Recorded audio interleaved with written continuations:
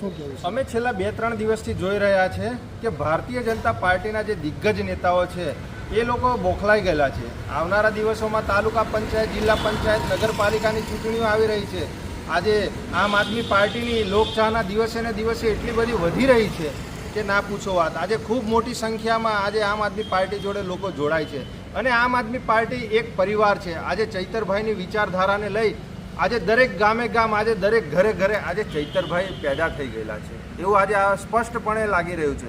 જ્યારે ભારતીય જનતા પાર્ટીના નેતાઓ, સરપંચોને તેમજ પાર્ટીના જે આગેવાનો છે, ચૂંટાયેલા તાલુકા પંચાયત, જિલ્લા પંચાયતના જે ચૂંટાયેલા સદસ્યો છે એ લોકો જોડે મિટિંગો કરીને એ લોકોને કહેવામાં આવે છે કે તમે સોશિયલ મીડિયા પર ચૈતરભાઈ વિશે ટિપ્પણી કરો કે કંઈક પણ સ્ટેટમેન્ટ આપો. પણ એ દિગ્ગજ નેતાઓને અમે કહેવા માંગીએ છીએ કે જે કમલમમાં જે ઝપાઝપી થઈ, જે ફેટામફેટી થઈ, બરાબર તો એવા જે આરોપીઓ છે એ લોકો પર કેટલી એક્શન લીધી? અને ભારતીય જનતા પાર્ટીમાં કોઈ દૂધના ધોવેલા નથી. ચૈતરભાઈ પર જે તમે આક્ષેપો કરો છો, ચૈતરભાઈ જે 19 કેસોની વાત કરો છો, ચૈતરભાઈ હંમેશા પ્રજાના માટે લડતા એમની પર ખોટા આ ભારતીય જનતા પાર્ટી દ્વારા કેસો કરવામાં આવે છે અને એમને ખોટી રીતે ફસાવવામાં આવ્યા છે. કેમ તમે સીસીટીવી ફૂટેજ નથી બતાવતા ભાઈ? આજે રાજપાડીથી ઝઘડિયાવાળો રસ્તો કેટલો ખરાબ છે.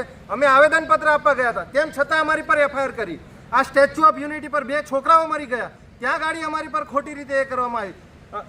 અંકલેશ્વર જીઆઈડીસીમાં જે બ્લાસ્ટ થયો ત્યાં ગાડી પણ ભારતીય જનતા પાર્ટીના નેતાઓએ પોલીસ પ્રશાસનને આગળ કરીને અમારી પર ખોટી એફઆઈઆર કરી છે.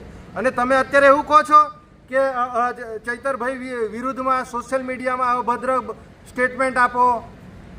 તમે પહેલાં તમારી પાર્ટીનું હાંચવો, બરાબર? તમારી પાર્ટીમાં જ એટલા બધા ભાગલા છે કે પૂછો ના. અને નીકળી પડ્યા છો કે આમ આદમી પાર્ટીના દરેક યુવાઓ અને દરેક આગેવાનો આજે એક પરિવાર જેવા છે. આજે એક સંગઠિત થઈને લડી રહ્યા છે. એ સમાજના અને દરેક વિસ્તારના જે પણ કંઈ નાના મોટા પ્રશ્નો એ પ્રશ્નો ઉઠાવી રહ્યા છે. આજે સ્પષ્ટપણે તમે જોઈ લો, આ ભારતીય જનતા પાર્ટી ક્યાંક ને ક્યાંક બોખલાઈ ગયેલી છે. એમના નેતાઓ બોખલાઈ ગયેલા છે કે આવનારા દિવસોમાં એ જે વર્ષોથી જે રાજ કરતા હતા એની પર તરાપ મારવા જઈ રહી છે આમ આદમી પાર્ટી. 2-3 મહિનામાં જે તાલુકા પંચાયત, જિલ્લા પંચાયત ને નગરપાલિકાનું જે ઇલેક્શન આવે છે, ક્યાંક ને ક્યાંક એમને ડર છે કે આ તાલુકા પંચાયત, જિલ્લા પંચાયત ને નગરપાલિકા પર આમ આદમી પાર્ટી કબજો ના કરી લે. નિરંજનભાઈ વસાવા, નર્મદા જિલ્લા પ્રમુખ. બરાબર.